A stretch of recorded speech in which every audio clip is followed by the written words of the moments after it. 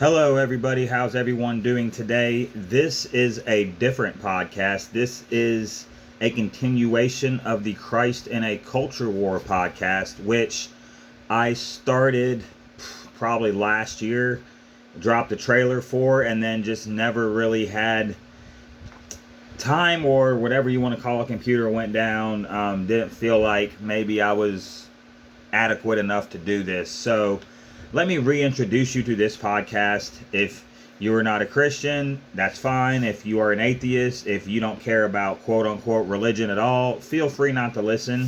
Feel free to disagree with whatever I may say. I want to make a couple things clear. I am a Christian. Biblical Christianity is what I try to stand by. The doctrines of the faith. I'm not a progressive. I'm not super conservative, but I do lean conservative. And I'm just a person out here that is looking at different things that people say, both within the Christian community and in the secular community and the scholarship community, and trying to make sense of it all, saying where I agree and where I disagree. So I created this podcast before I had ever heard of. Oh, and by the way, I will say names on this podcast. It's not that I'm going to be calling people out, but if you say something, especially on a public platform, it's not like people can't go look and see. And just because I say your name doesn't mean that I'm necessarily attacking you. I'm just entertaining dialogue. So Ruslan KD is a YouTube channel. Ruslan is a Christian hip hop artist that is more now so of a podcaster, and I really enjoy his channel. And when I created this podcast name, I had a distinct vision of what Christ in a Culture War meant. I actually have a blog on my Google Blogger that discusses this in depth. And then Ruslan came in there and it's like everyone looking for a culture war everywhere. And obviously I knew he wasn't talking to me because he has no idea who I am. I want to be very clear. I'm not one of those people, and I have been in the past, that look at every single thing that happens in the world and this is some kind of culture war, right? Like, you have some people, Spencer Smith, who I would like to talk about at some point. He'll probably get brought up later in this podcast. Spencer Smith has a YouTube channel where basically everything and anything is not Christian. He said Lecrae isn't a Christian, and I think. And then you have people within the Reformed movement that are very dogmatic in application. I think we should be trying to find the scriptural meaning and try to practice and believe in the correct doctrines of the faith. Absolutely 100%. But Christ in a Culture War is not a platform for me to come out and attack anything that is anti-Christian, anti-biblical, atheist, people like that. I can disagree with you. I can comment on where I think people are wrong, but it's not an attack platform. So if you listen to my sports podcast, Dad's in Timeout Sports Show, which is on all of the platforms, it's a sports show where I have very strong opinions. And when I was on the Rehab Sports Guys, which was a former sports radio show I was on with my friends Ian and David, we would go at each other, but it was never malicious and it was never meant to bring the other person down. So on this platform, I'm not attacking anybody. I might attack views, and once again there's a glare, so I'm going to take off my glasses. And so this podcast is not going to be like, it will be some of what I think is wrong, what I think is right, but it's not attacking the individual saying them. It's attacking what they're saying. And especially when people, like, you have a lot of these atheist channels out here that say a lot of things and they do it in derogatory ways. Now, I don't think that we should be derogatory back, but I think that we should be firm in what we believe in. So, what do we believe in as Christians? What are the tenets of the faith? And I've tried to do this before, but my laptop crapped out on me, so I wasn't able to complete the video. And I was going to go through the whole history of the Bible in like 10-15 minutes, because it's not really difficult if you know how the Bible is structured. So, if you don't know this already, if you pick up your Bible, which I have one right here, I would look up stuff on my phone, but I'm also videotaping this off of my phone's camera while I'm recording this on Audacity. So, what is the story of quote unquote Christianity? And I'm going to say quote unquote Christianity because once we get to world religions, after the fact, it's going to be a little confusing. And it's confusing to me of how things are labeled. So, in the beginning, God created the heavens and the earth, Genesis 1:1. Like, every Christian, I believe, to be a Christian, you have to believe that God created the heavens and the earth, ex nihilo, out of nothing, right? So we believe that that God created the whole universe out of nothing. Now, there's different people who believe of how God did that. You have the 6 days of Genesis.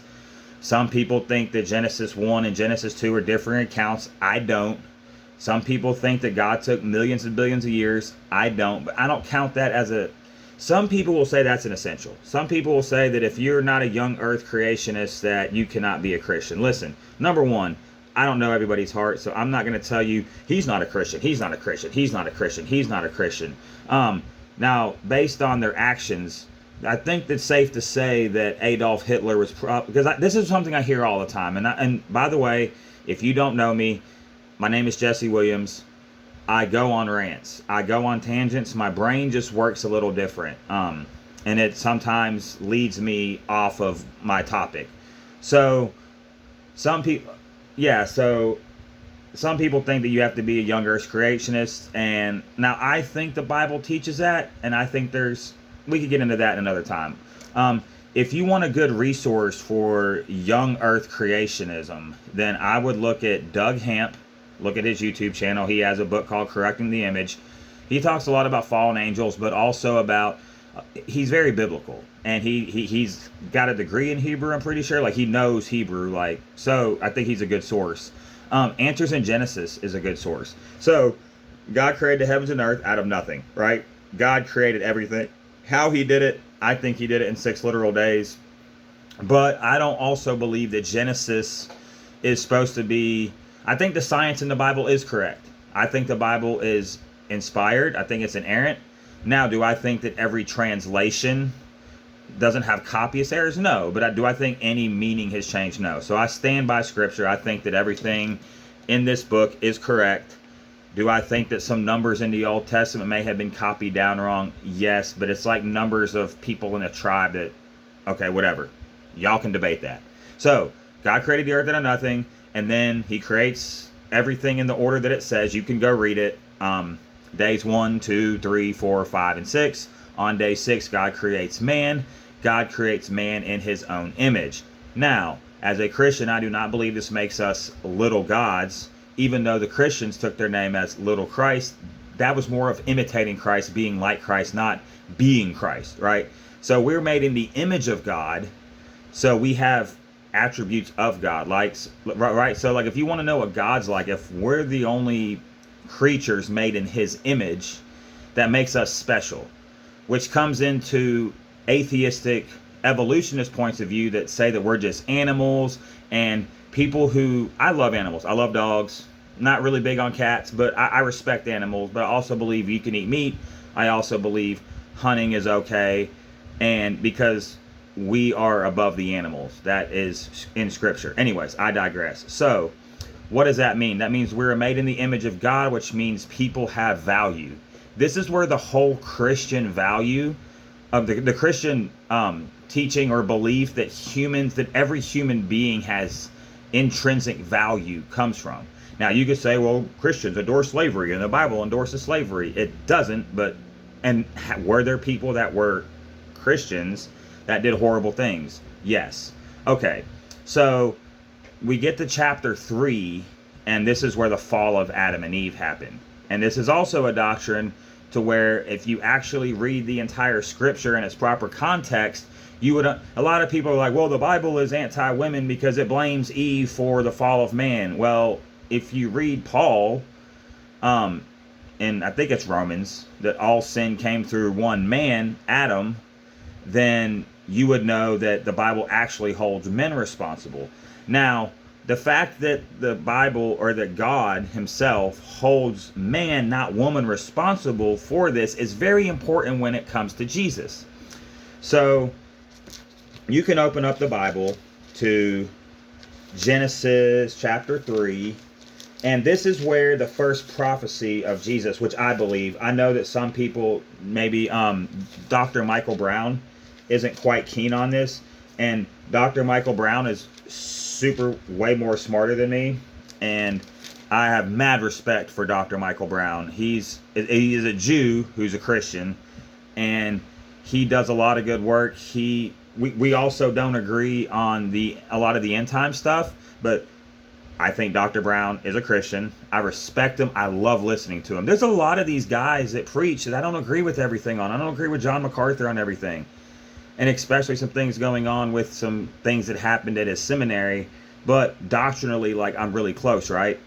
And so in Genesis 3, the Bible says, and hopefully I'm not making too much noise, he says to the serpent, and this is Genesis chapter 3, verse 15. And I will put enmity between you and the woman, and between your offspring and hers. He will crush your head, and you will strike his heel. Now, people like Dr. Michael Brown would say, hey, that's really just an illusion for the actual serpent. Which could be true. I mean, men step on snakes' heads, and they eat dust, and they crawl in their belly. And snakes will strike up at his heel, and he will crush your head. But I think that it's the first prophecy of... Because that was the NIV, which is not my favorite translation. But hey, listen, someone got it for me for Christmas. It's a big, good study Bible. I'm not a King James only person. I have translations I like better than others. ESV, New American Standard Bible.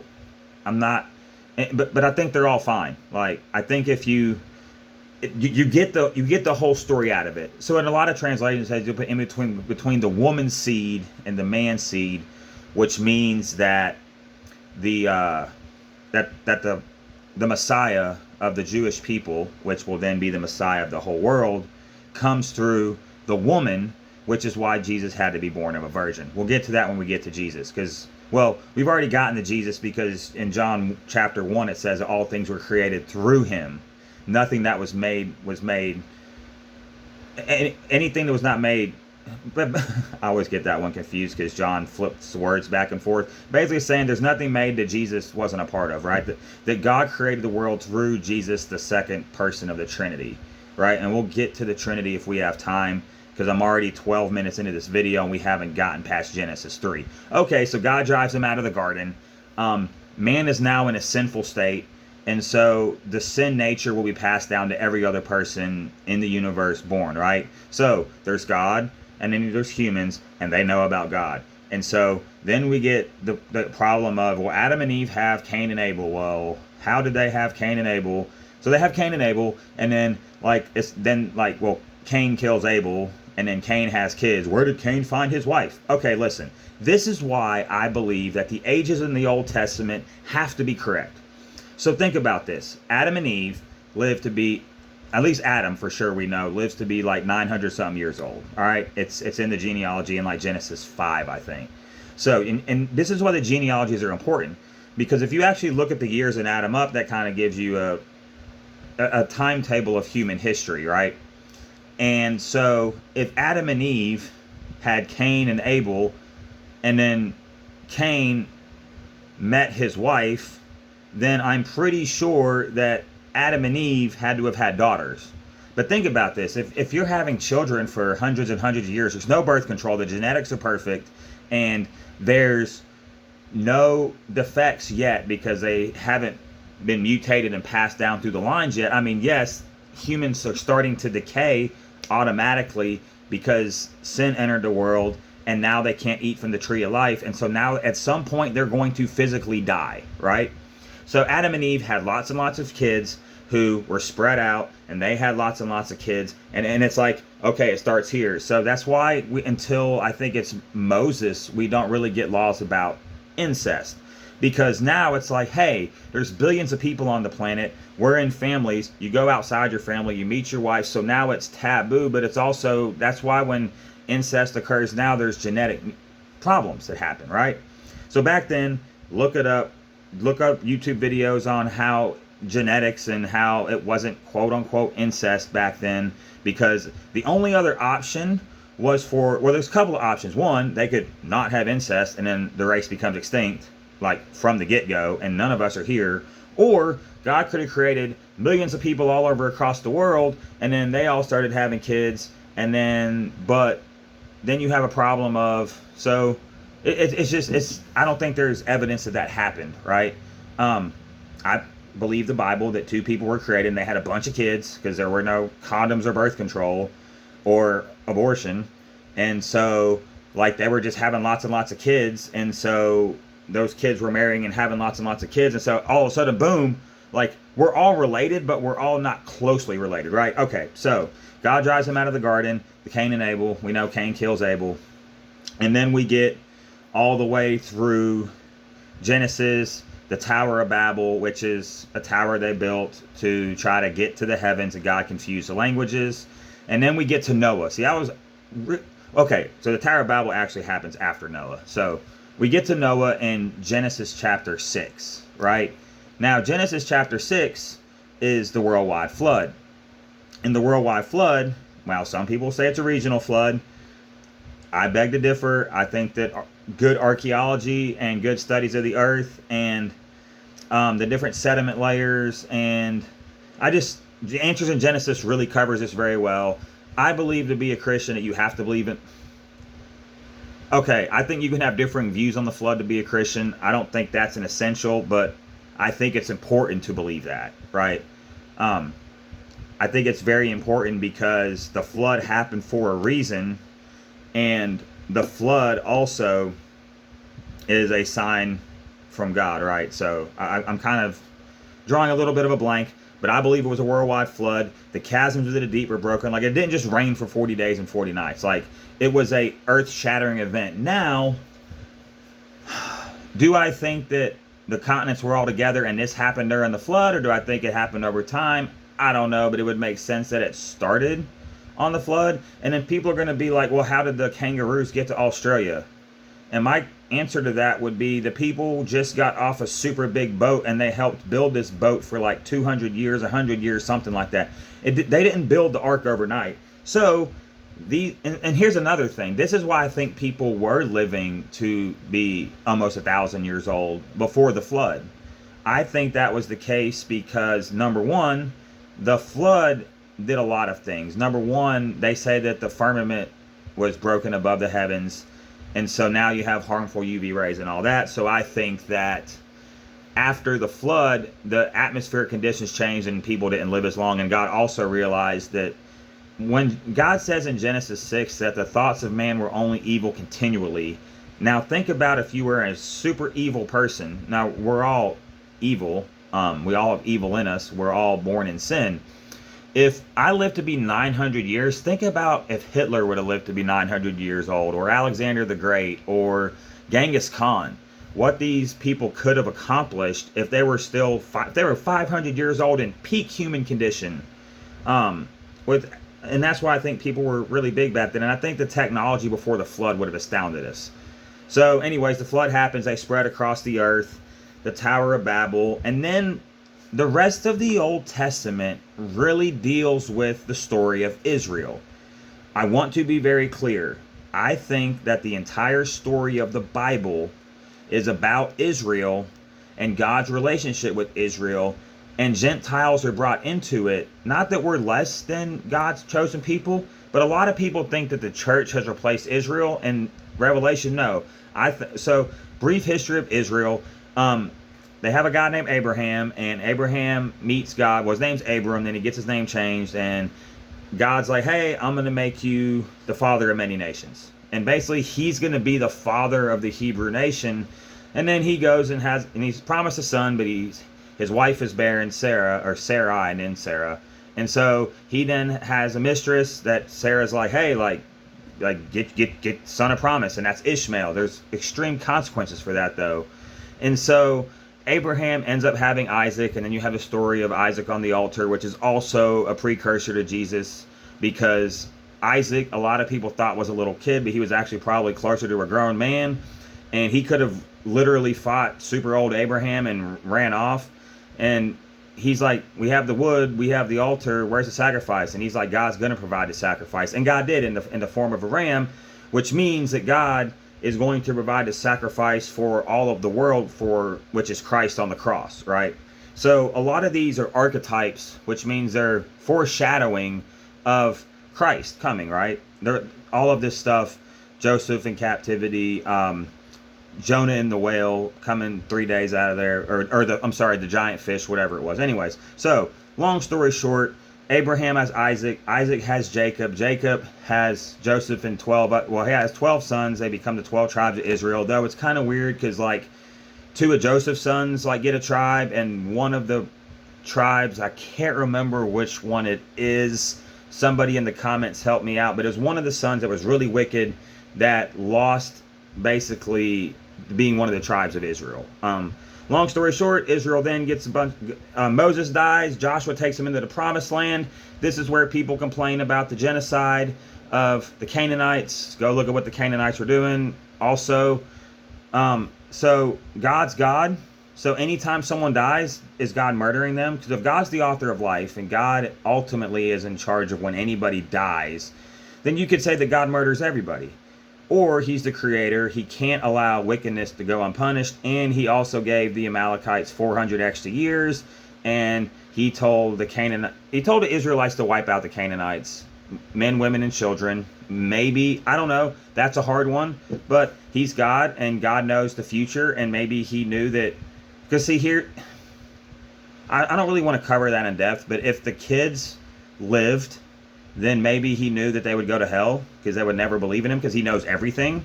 And so maybe actually their quick and earthly gruesome death actually led to their ultimate salvation. I don't know. That's not in the scriptures. I can't speak on that. Anyways, so they get in the promised land. They get a bunch of judges. You have the cool story of Samson, which is really crazy. Go read it. And then they want a king. And God's like, hey, you don't need a king. They're like, we want a king. Everyone else around us is a king. Okay, cool. So he goes and gets Saul. Well, he goes and gets Saul, big old tall dude. And Saul starts out really good. He's a man of God, but then Saul just starts doing what he wants. And God's like, hey, I'm going to replace him with this kid named David. Now, David ends up becoming king. Jesus comes through the line of David. David does some bad things, but David's overall a really good king. David is dying. And then one of his sons, Abijah, and his other son, Absalom, are both trying to fight for the throne. But God's like, no, Solomon is going to be the king. So Solomon becomes the king. God gives him wisdom, lots of wealth. Solomon kind of falls off. And God basically says, hey, look, Solomon, because of this, your kingdom's going to be split. And the kingdom does get split. 10 tribes in the north, 2 tribes in the south, the nation of Israel in the north, the nation of Judah in the south. And it's like, well, basically the 10 tribes in the north had pretty much all bad kings. Like, they were all wicked. Like if you go read 1 Kings and 2 Kings, 1 Samuel, 2 Samuel, this king, and he walked with the Lord, and then it was like, this king did evil in the sight of the Lord. And like, Israel had this really big problem of like worshiping other gods and straying away from God and like building altars to them. And like, God doesn't like that because he's a jealous God, because I created the entire universe with my words. And so I don't want you worshiping these other gods. Now, another interesting thing is are these other gods actually real entities or just figments of people's imagination? And I don't know. I think that some of them could be evil spirits, some of them could be entities that actually have power, and sometimes I think people just make stuff up. I'm not saying which one is which, but it's very interesting that a lot of the other world religions are started by people being visited by angels. Mormonism and Islam in particular. Anyways, so the nation of Israel ends up, the northern kingdom gets invaded by Assyria, and they get taken over, they get scattered, and the tribes are still scattered to this day. Then the southern kingdom gets invaded by the Babylonians, and then the Babylonians get taken over by the Medes and the Persians. And the Medes and the Persians get taken over by the Greeks, and then the Greeks get taken over by the Romans, right? So then you have all these prophets, right? And these prophets are like telling them, hey, like, you're going to get taken over, but God's going to bring you back to the land. The southern kingdom does come back, but they're like, hey, we have this prophecy. There's this guy coming. There's a Messiah. He's going to be born of a virgin. He will come to his people, and his people won't accept him. Like, all these prophets were like prophesying this. And this is where we get to the New Testament. So far, recap, I think you have to believe that God is the only God, or He is the creator of the world, and He is the one true God. So I think there's also little lowercase gods like demons, the devil, but they're not in control and they're not on the level of God. So there's only one, like the definition that I use for capital G God is the name Yahweh. Like He's the only actual God. Now you have other spiritual entities with power that people worship as gods. Those aren't God. Okay, that's what I believe. I believe that's what the Bible teaches. That's a fundamental doctrine. All the other stuff was just kind of a history lesson getting us up to Jesus, right? Okay, so in the Old Testament is super important because it all points to Christ. Like it's all about Him. A lot of liberal churches, and I don't even mean liberal in a bad sense. Like I went to a Presbyterian church, and there's some things that they believe on a social level that I'm not cool with. But then just their attitude toward the scriptures, really, really good people though, if there's such a thing. But people that would make you want to go to church with them. You know, they're very friendly and they invite you out to lunch and they mean well. But I literally got asked one time about the importance of the Old Testament, and I'm like, I had to teach a whole semester on this, and I'm not a teacher, by the way. I'm just a dude. But the Old Testament's super important. The genealogies are important. Like if you actually go look at the sons of Ham, Shem, and Japheth, like a lot of Ham's kids like become these countries that are opposed to Israel. A lot of the Arab countries, Egypt, Cush. Like just look at the history. They're important. Like the story of the Old Testament, and what it really is a lot of people say that the God of the Old Testament is this mean, vindictive, like strike you with lightning God, and then the God of the New Testament is this loving God who just wants everyone to be friends, and He only loves people and He never judges anybody. And it's like, well, the Old Testament God was actually very patient. I mean, because think about it. If God is completely just and completely perfect and completely holy, then the first time we sinned, He could have just wiped us all out. But he knew this would happen from infinity past, from before time existed. God knew this whole story already, and He still chose to create, and He still knew that He would send His own Son to the earth to be crucified and rejected by the very people He was sent here to die for. And then when you get to Revelation, there's gonna be people in the millennium kingdom with Christ that see Jesus and reject Him, and then because there's a war after that, right? So there's this baby in Bethlehem, born of a virgin, according to the scriptures, and then Herod tries to kill him, and then he grows up and he goes and teaches at the temple at 12, and then at 30 years old, around 30 years old, Jesus begins His ministry, or Yeshua, if you want to use the name that the hardcore Torah or Israel people call Him Yeshua, right? I think you call Him Yeshua. I think you can call Him Jesus. I think if you live in a Spanish-speaking country, you can call Him Jesus. I think that as long as you are worshiping Him, the name, the transliteration of the name, let's say, because a lot of people will be like, hey, well, there were no J's in Hebrew like these people. I'm like, listen, like we transliterate things all the time, okay? It's okay. God knows the intentions of the heart. So, Jesus walks for 3 years and has 12 disciples, and He starts preaching, repent, because the kingdom of God is near. So to be a Christian, number one, you have to believe that Jesus was a real person. 100%. You have to believe that He, in my opinion, I think you have to believe that He lived a sinless life, because that's the only way this thing works. Somewhere in the scriptures it says, and I'll look it up and I'll post it in the comments, that without the shedding of blood there can be no remission of sins, right? Like basically that's why the Old Testament sacrificial system was set up to point to Jesus. It's like people sinned, blood was shed from an innocent animal, a sacrifice, innocent in the sense that animals don't really sin because they're not us, right? Like, do they do bad things that they eat each other? Yeah, but like we don't look at a animal hunting its prey as sin. It's just nature, right? But like if I go hunt down another human and cook them on my barbecue grill, that's 100% a sin. So the Old Testament sacrificial position or institution was the point to the sacrifice that Jesus was going to make. So perfect life, betrayed by Judas, course, arrested by the Jews, handed over to the Romans, executed. Literal physical death on a cross. Like, that is an essential. Not a spiritual death. Not he was kind of alive and then he was in a tomb. It's like they scourged him 39 times and nailed him to a cross, which they stuck a spear in his side, which would have went through his heart most likely. He was dead. All right?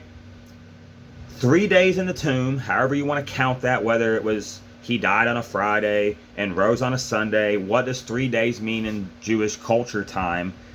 And then he rose again bodily from the grave. Now, whether or not his spirit physically went to hell to go preach to the captives, I think that's most likely the case.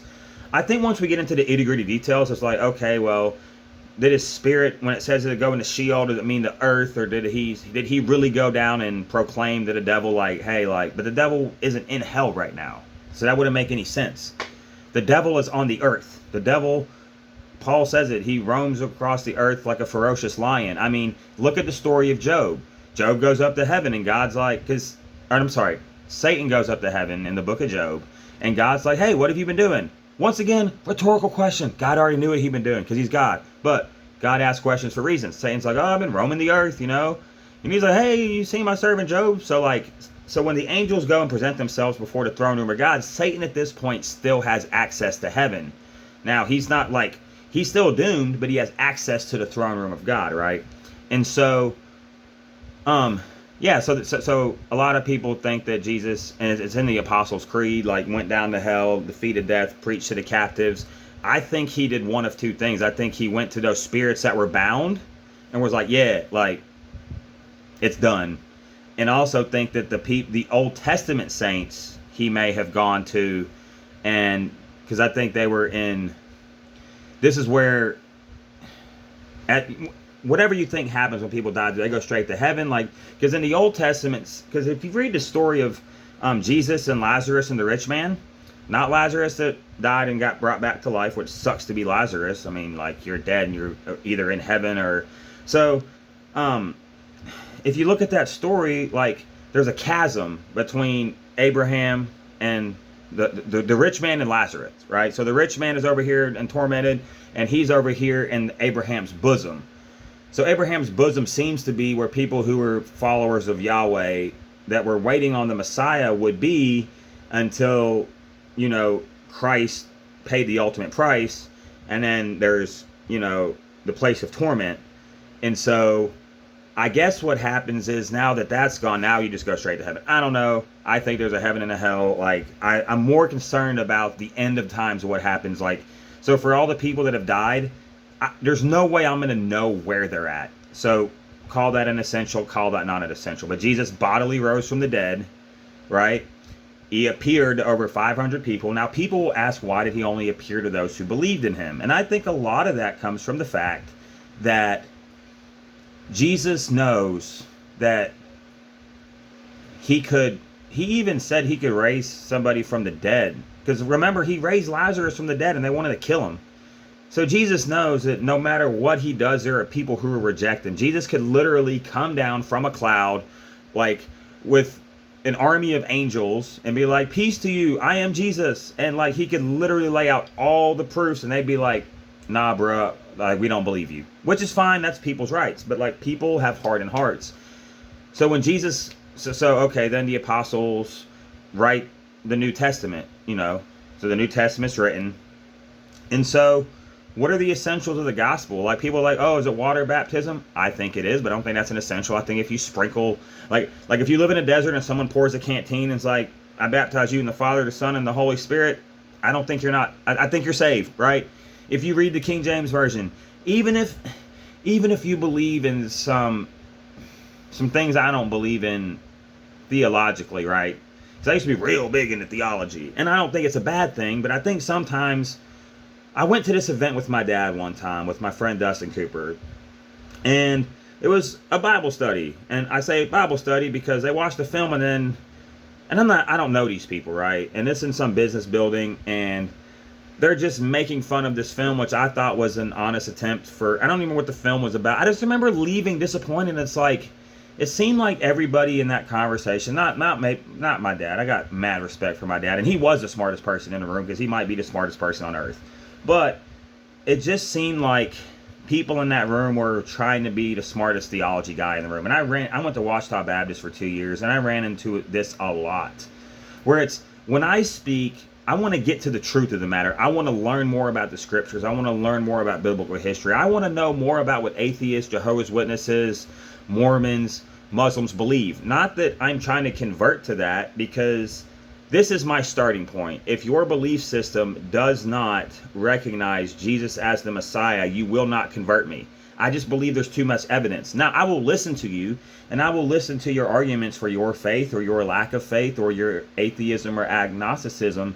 But at the end of the day, and you can call me closed-minded, but I've already done the research. And what I mean by that is from basically 2011 to 2013, maybe even longer than that, I wouldn't say that I left the faith, but when I deployed to Iraq, I had a hard time believing that I knew so many Muslim people that I had a hard time believing that it was only Christians that were going to heaven. And I believe that Jesus is very clear that I am the way, the truth, and the life. No one comes to the Father but through me. So when you come up to me on the street or at work or at Walmart or wherever, and you're like, you told me I'm going to hell, I'm like, no, I didn't. No, I didn't. This did. This is the Bible, right? This, and I'm not telling you anything, because I don't just go around and be like, you're going to hell, you're going to hell, you're going to hell, you're going to hell. But this channel is going to be me speaking about the truth of the gospel. So if you don't fall into that category, do the math. Now, you may not believe in hell, which is fine. Cool. I could be totally wrong. Could be. Maybe I'm going to hell. Who knows? That's why I'm not. See, what happens in today's society is that people like to jump on anyone that has an absolute position, right? Because in this society, in this culture, and this is the culture war that I'm talking about. It isn't a culture war about, oop, Lecrae went to a Wu-Tang concert, he's going to hell. No, like, I think Lecrae is saved. Like, there's way too much evidence from the music, from the ministry, to interviews before 2012, where I think he kind of switched up. And I don't know Lecrae personally, so I'm not holding any of that against him. I would love to sit down and talk to Lecrae about this, because I'm a fan. Like, Lecrae's first 5 or 6 albums, maybe 7 albums, really helped me. Like, Praying For You, After the Music Stops, on that album, Praying For You, Truth on Rebel, Tell the World, Beautiful Feet. Those songs are amazing. And it's like, you listen to those and it's like, this sounds like it's coming from a dude that really has a relationship with Jesus, right? Tripoli, the same way. Tadashi, like, so I'm not sitting out here like, that guy had a triangle in his video, he's not a Christian. Like, no, like, it is not my job to be like, you're a Christian, you're not a Christian, you're a Christian. But I would say examine the scriptures and see if you're bearing any fruit, because what I don't think. So anyways, we're going to return to that. So let's finish the whole history of the Bible. And I know we skipped a bunch, but like the New Testament, apostles, and then Revelation is what's going to happen in the end times. There's going to be an Antichrist. Some people don't think there's going to be an Antichrist. I think it's pretty clear there's going to be an Antichrist, a beast, and Satan, because that's their. So that's their trinity, right? So Satan can't create anything. He can just bootleg. What I mean by that is he can't create. Like, God created the universe. God can speak things into existence. Like, we can't, by the way. We can't manifest things. I don't care what Jesse Duplantis and those people tell you. And the people that I will call out are the people that are obviously out here trying to scam people. Like Jesse Duplantis, Kenneth Copeland, like even Joel Osteen. Like, those people, like, bro, you out here flying on private jets, owning your own jets, making millions and close to billions of dollars.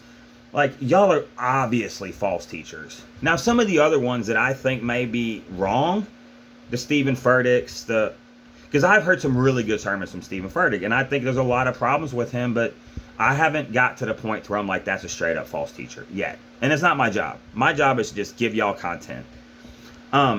So what I mean by that is the devil can only offer things. He can twist things, right? So like, what did he do with Jesus in the desert? He twisted the scripture. He can twist God's words in the Garden of Eden did God really say that? Well, what did God say? And Eve was like, well, God said if we eat of this tree, we're going to die. He's like, you surely won't die. Well, yeah, you're not going to die today. Well, Satan didn't know that. He's like, your eyes will open and you will be like God. So what does Satan do? Everything looks to be like God. He masquerades as an angel of light. That's why he's not some red dude in a pitchfork. Like, he's not some super raw, scary. I mean, he's scary, but that's not how he gets people. Like, people sell their souls to the devil, and you have whole movements that are like Satan's the good guy, and God's just trying to keep the man down, having any fun. It's like, bro, wait till we get to heaven. Like, he takes sex, which is supposed to be something beautiful between a man and a woman, and he perverts it into pornography and these poly relationships and all these other things that God never intended, that we're just trying to have fun. Where do you think STDs came from? Why do you, like, if God's design for sex was practiced between a man and a woman in a monogamous marriage, and that's only how it was practiced, well, there would be no sex trafficking, there would be no rape, there would be no incest, there would be no child support, there would be no STDs. All these things are caused by sin, right?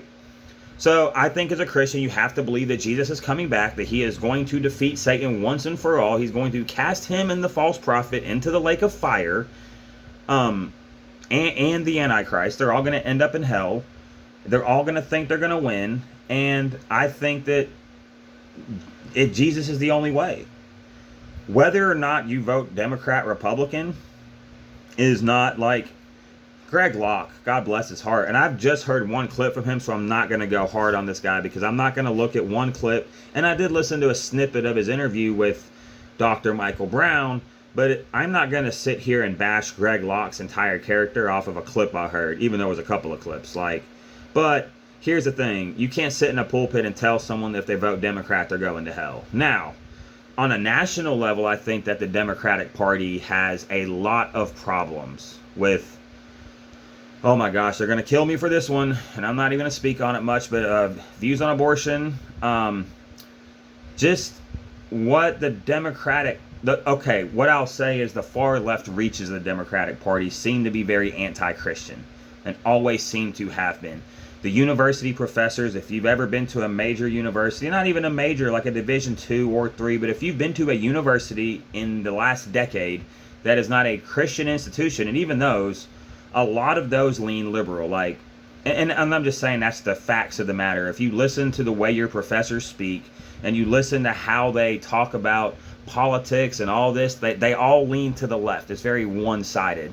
And trust me, the right has a lot of problems too. I always have told people that I think that the Republican Party kidnapped the Southwestern Baptist Convention and used it for their own political gain. 100%.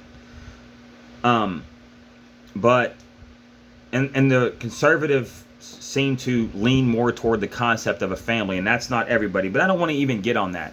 So those are the essentials, that God created the universe out of nothing, that he's the only God, that Jesus, I think you have to believe in the Trinity.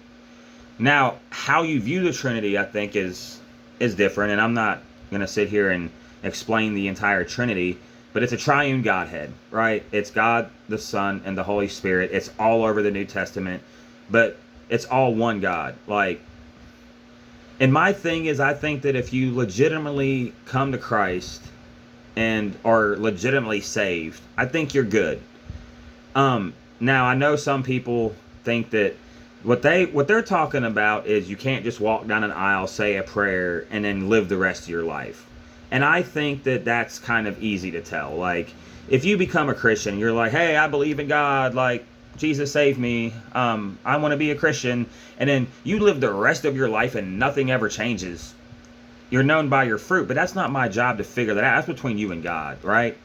Now, you look at someone like a Joel Osteen that seems to be preaching things anti to the gospel. Once again, I don't know if Joel Osteen's saved, and it's not really my prerogative, because that's between him and God. Now, what is my prerogative is to stand up against false doctrine.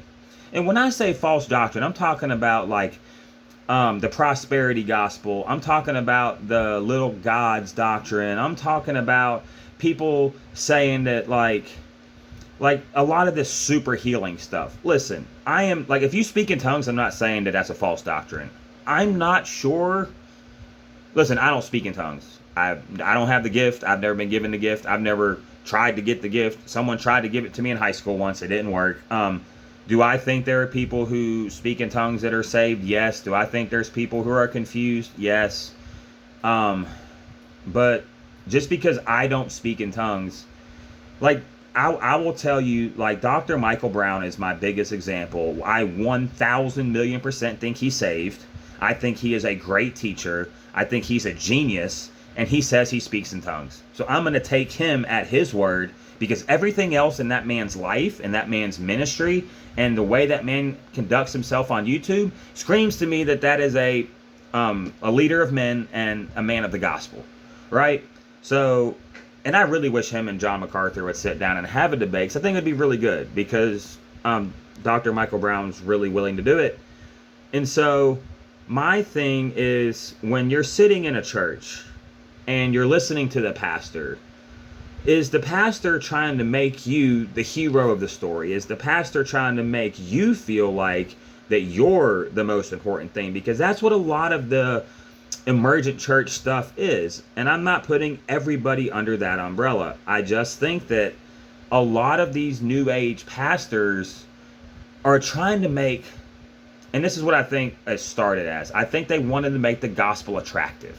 I think they were like, how do we get the most people into the kingdom? And I think it started from a good-hearted place. Like, how do we get these people to come to Christ? Well, I know how we can do it. We can put arcades in the Sunday school room. I know, because I've been to them. We can have these flashy rock bands play at our services. Okay. We can start making everybody feel like that the Bible is all about you. You're David. You're Moses. You're so-and-so. You're the hero of the story. You're the Daniel in the lion's den. Daniel's lion's den is about you. It's not. It's not about me either. Like, nothing in that book's about me.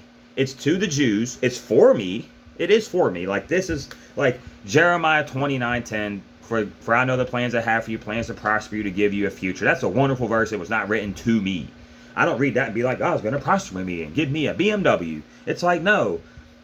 Because God told Jeremiah that even though Israel was going to be, because people don't read what preceded that verse.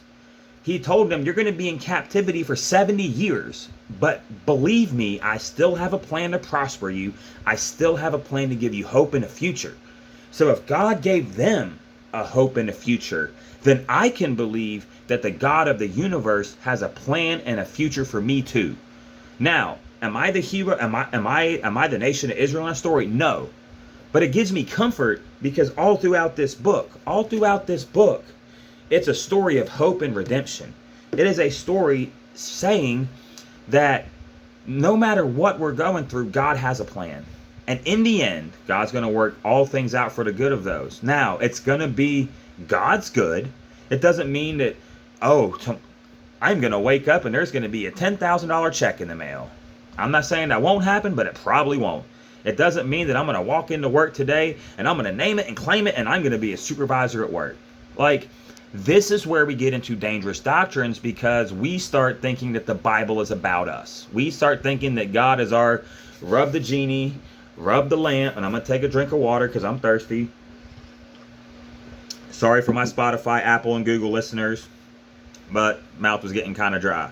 So this is where the dangerous doctrines come in. And that's almost what I named this, but this is going to be a podcast that is really going to touch on a lot of areas. I'm going to be responding to clips I see on YouTube. I'm going to be responding to different pastors in a loving and gentle way, as much as I can. These people, I can't remember if it was Jesse Duplantis or if it was Kenneth Copeland, but one of them's wife was talking about how they were in an airplane one time and we don't fly in bad weather, so we just stood up and rebuked that hurricane and that tornado, and the tornado was like, I'm like, okay, cool, like, whatever. I think that most, of the really bad false teachers are really easy to see. And I also think that just because you wear skinny jeans and Jordans and you preach doesn't mean you're a false teacher. Though there are people that are very problematic that wear skinny jeans and Jordans, right? Like, I don't think you have to wear an expensive suit, because also there's a lot of false preachers out here wearing suits too. I think so I want to credit J. Warner Wallace for this. J. Warner Wallace is the founder of Cold Case Christianity. He was a cold case detective who came to faith, and then he uses that approach to preach the gospel or give lectures or whatever you want to call it. Super big fan. I think I read his book. I know, almost positive I read his book. And anyways, well, J. Warner Wallace says that the FBI says that the best way to know a counterfeit is to know the original front and back. So he uses that example to say, if you know the right teaching, like the basic fundamentals of Christianity, then it's easy to spot a counterfeit. I'll give you an example. People always say that there's these lost books of the Bible, well, they ain't lost because we got them, and the banned books of the Bible, well, they're not banned, they just weren't included in the canon.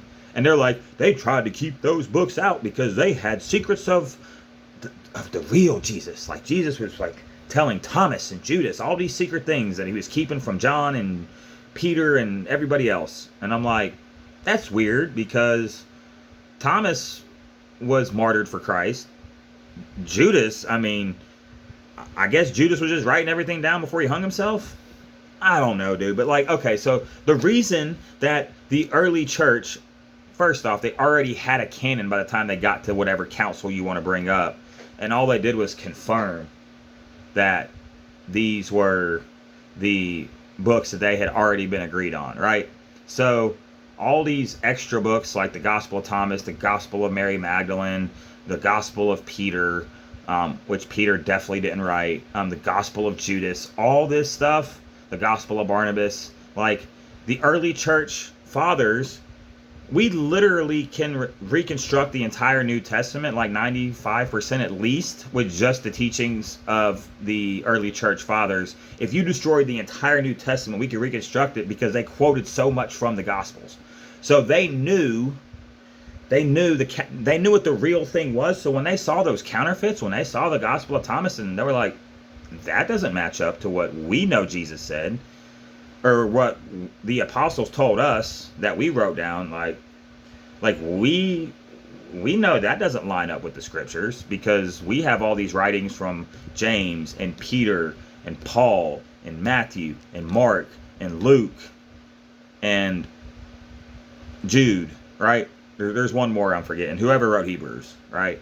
So we have all this stuff that the church fathers have been teaching, and then these gospels pop up in the next century, and they're like, oh, like that doesn't sound right.